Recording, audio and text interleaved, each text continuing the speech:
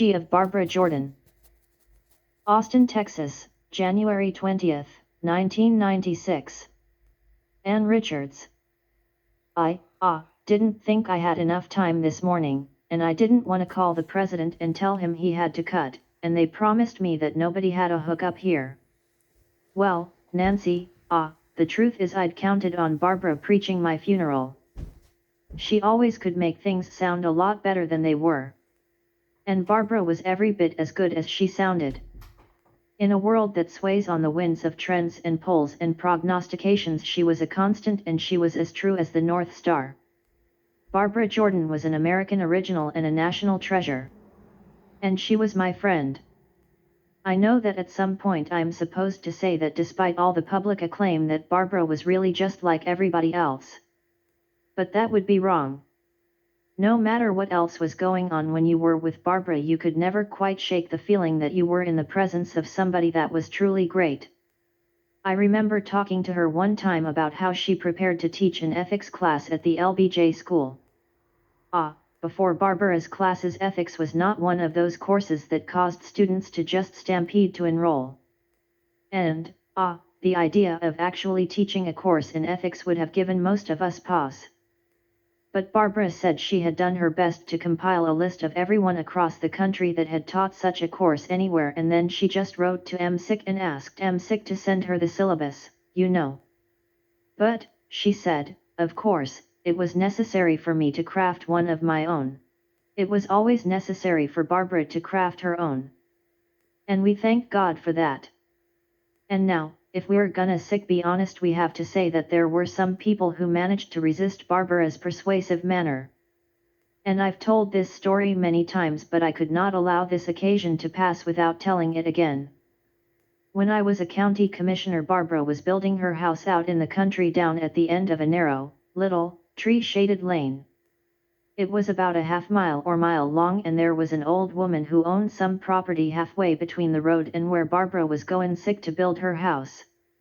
And she was apparently not thrilled to have Barbara building a house down there. I mean, who could tell who might be coming to visit?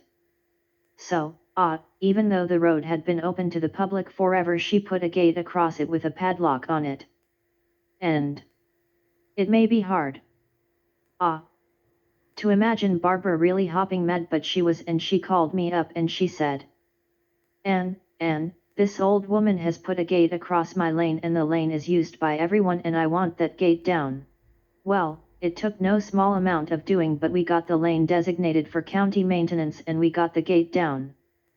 And years later I was going out to the house for a party, and I thought about that old woman, and so I said to Barbara, whatever happened to that old woman? And Barbara suppressed a smile and got that voice of the Lord inflection in her speech, and she said, well, Ann, that old woman died and went to hell. And that's pretty much how it went with Barbara. If reasoning didn't work and prodding didn't work and the law didn't work, divine intervention was bound to just overcome whatever.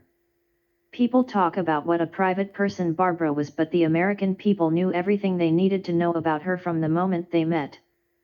There was simply something about her that made you proud to be a part of the country that produced her. And she forever redefined what it meant to be a Texan in the eyes of this nation.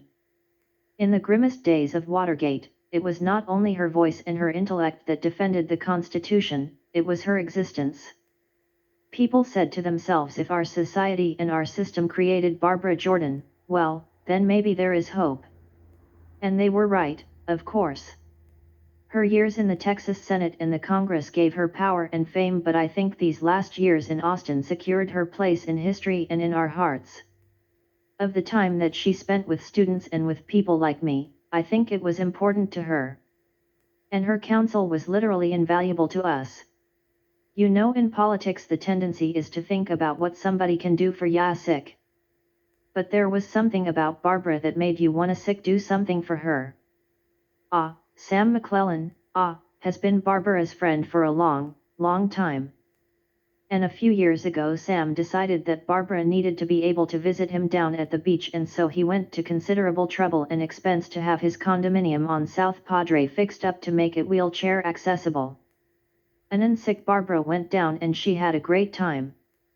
And then after she left, Stan and I got to talking about it and worrying about how for the next visit we could build a boardwalk that would allow Barbara to get closer to the beach and actually roll up and down out of that sand. I'm not sure why she had that effect on people. Maybe it was because we knew that we owed her.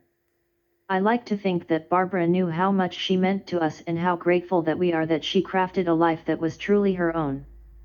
When we lose someone who is dear to us, I think we become aware of how short the movement of life is and how small and fragile, really, we are in this ocean of time.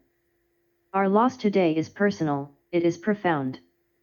Our friend, our sister, our daughter is gone. But, Barbara Jordan's still with us.